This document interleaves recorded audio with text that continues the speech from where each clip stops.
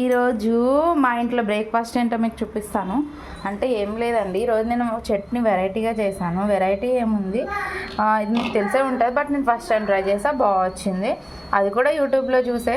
ఏం లేదు, అందులోకి జీలకర్ర అండ్ మిరపకాయలు, పచ్చిమిర్చి, అదే లైట్గా కొన్ని మినపప్పు, శనగపప్పు వేయించేసుకుని, తర్వాత టమాటాలు వేయించేసి, కొంచెం కొబ్బరి కూడా లైట్గా వేయించి అన్నీ కలిపి మిక్సీ పట్టేశాను.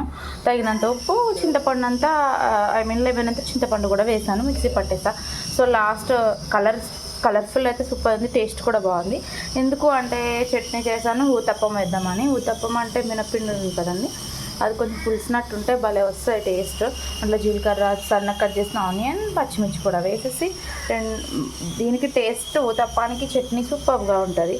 సో ఇది మా బ్రేక్ఫాస్ట్. మా జున్ను బాబుకి మాత్రం ఇడ్లీయే పెడతాను డైలీ. ఎందుకు అంటే వాడు ఇడ్లీ తప్ప వేరే ఏం తినడు. సో ఇడ్లీ వేస్తున్నాను.